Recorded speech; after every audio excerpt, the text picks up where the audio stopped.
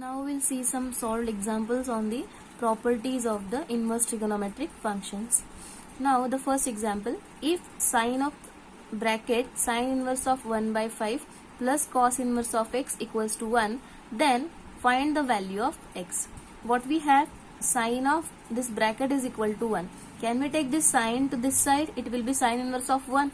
So what we have, sine inverse of 1 by 5 plus cos inverse of x is equal to sine inverse of 1. What is the sine inverse of 1? It is pi by 2.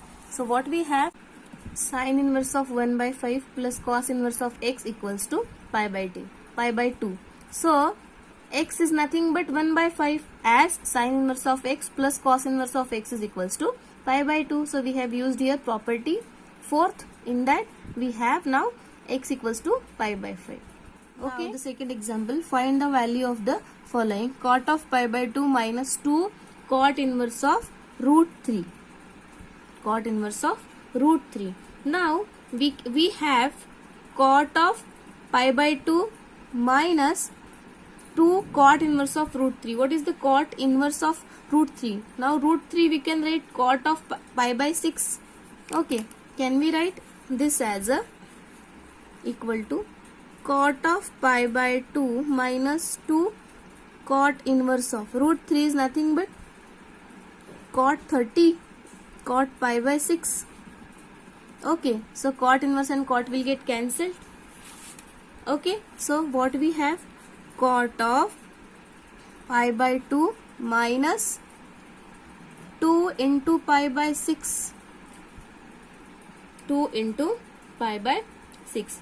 See, what we have used here, cot inverse of cot pi by 6 is only pi by 6, because this pi by 6 is belongs to open bracket 0 to pi. Getting?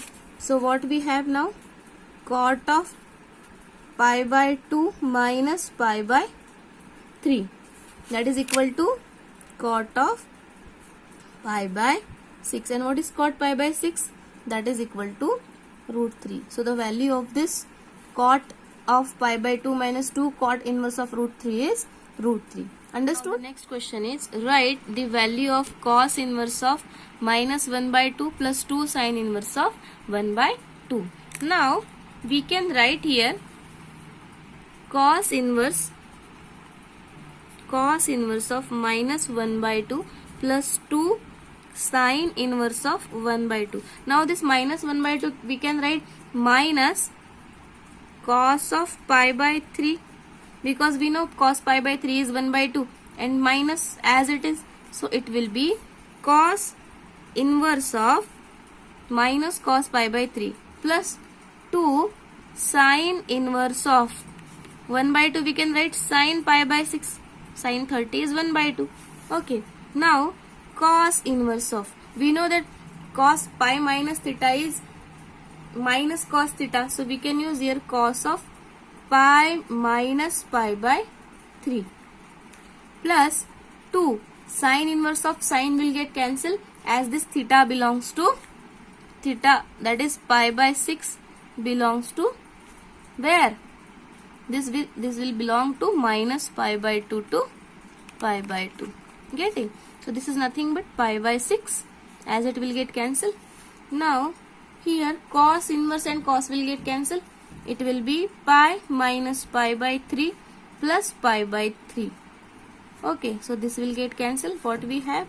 Only pi. So the value of this cos inverse of minus half plus 2 into sine inverse of half is pi. Understood? Now the fourth one, write the value of the following, that is tan inverse of a by b minus tan inverse of a minus b upon a plus b. Now we'll solve this. This equals to tan inverse of a by b minus tan inverse of, now we'll divide this by b. So what we will get? A upon b minus 1, a upon b plus 1. Understood? And by taking a by b as tan theta, we'll put a upon b equals to tan theta. So what we will have? Tan inverse of tan theta minus tan inverse of tan theta minus 1 upon tan theta plus 1. Now we'll replace this 1 by tan pi by 4. Understood? Now tan inverse of tan theta minus tan inverse of tan theta minus tan pi by 4. We have replaced this 1 by tan pi by 4. We can write, because tan 45 is 1. So tan theta plus tan pi by 4. Now tan inverse